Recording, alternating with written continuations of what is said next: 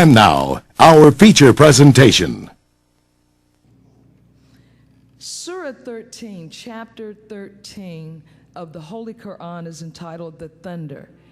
And I pray Allah you will have patience with me because I am so full with a message for you that I know will strengthen you. It will revitalize you because not me, but the source that I'm going to bring it to you from is a source of the ever-living and self-subsisting Almighty God, Allah. So as Brother Fontaine pointed out, it really doesn't matter if you're here for the first time or the 50th, 1000th time. Open up your mind and heart so that you can get the joy that is going to come to you from Allah, His messenger, and from our teacher, Minister Louis Farrakhan. I start with the Quran, section 1, the thunder. In the name of Allah, the Beneficent, the Merciful. And this section is called in the Maulana Muhammad Ali translation, Truth of Revelation. I, Allah, am the best knower, the seer. These are the verses of the book, and that which is revealed to thee from thy Lord is the truth, but most people believe not.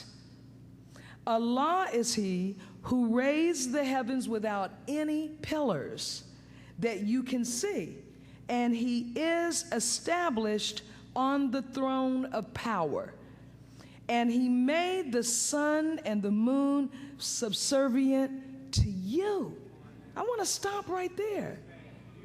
While America implodes and falls around us, fall of America is no longer a prophecy, it is a reality.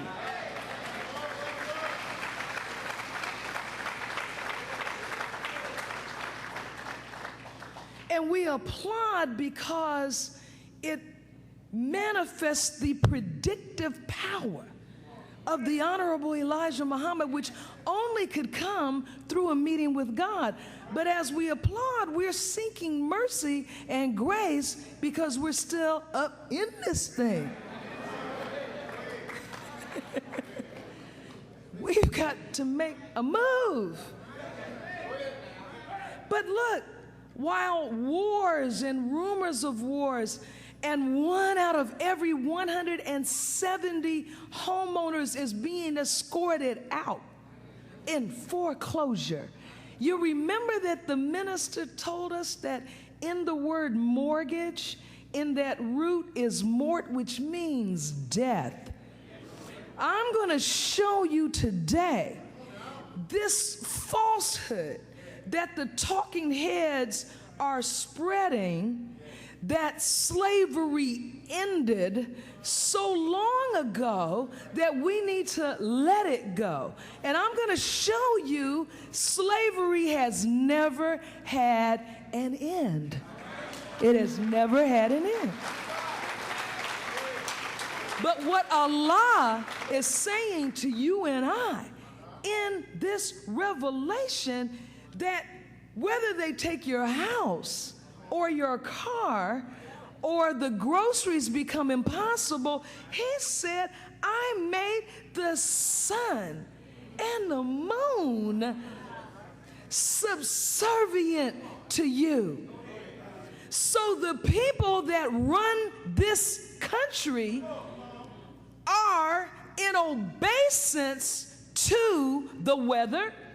They can do nothing about the weather, about Allah's force in nature. So Allah has made that which has power over them subservient to you. But just because we have that power doesn't mean we know how to exercise that power. We've already been given that too. We've been given the means through which we can grow immediately into our proper place.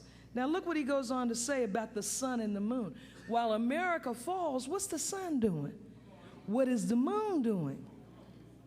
Each one runs to an appointed term.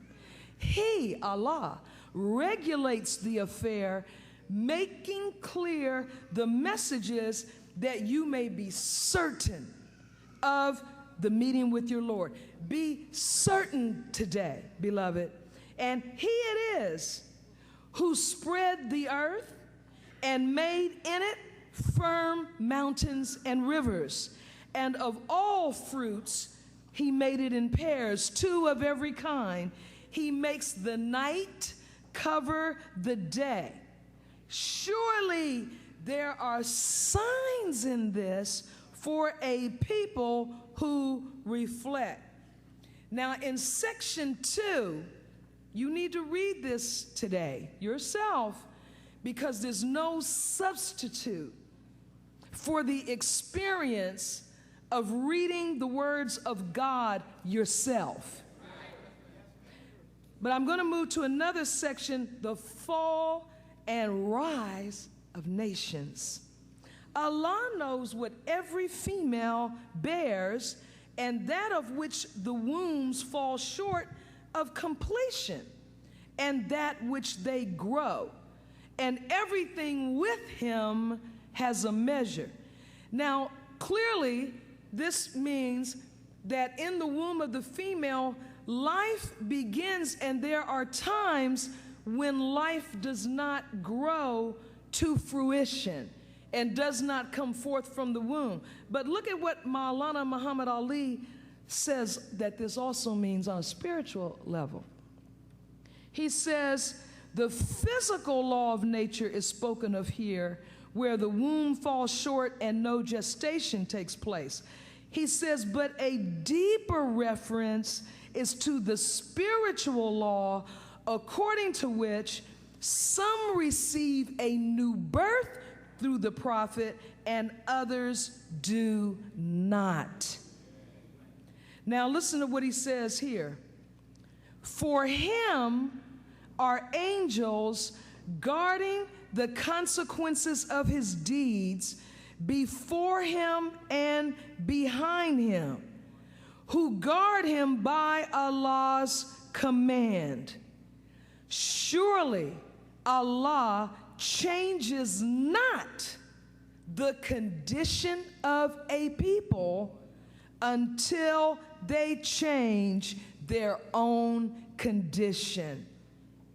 And when Allah intends evil to a people, there is no averting it. And besides him, they have no protector. Now, I want, with your patience, to show you the relevance today, because we can get so consumed in the madness that is going around us, particularly through the media, that we can be led into believing that these teachings don't have value. And if we don't believe they have value, we will not be willing to undergo the difficulty. There is a difficulty factor, Minister Farrakhan teaches us, attached to everything of value. So if there is value in something, you have to look to undergo a difficulty in order to get it. There is a propaganda campaign on right now. There are several. I'm going to address them. One of them is this false idea that slavery ended in 1863, and you black people need to get over it and stop coming to the government with your hand out. There are multiple lies wrapped up in that concept. Now, there is a book that was just published, and the name of the book is Slavery by Another Name. slavery by another name. You know, there are many white scholars who are tired of running from the truth.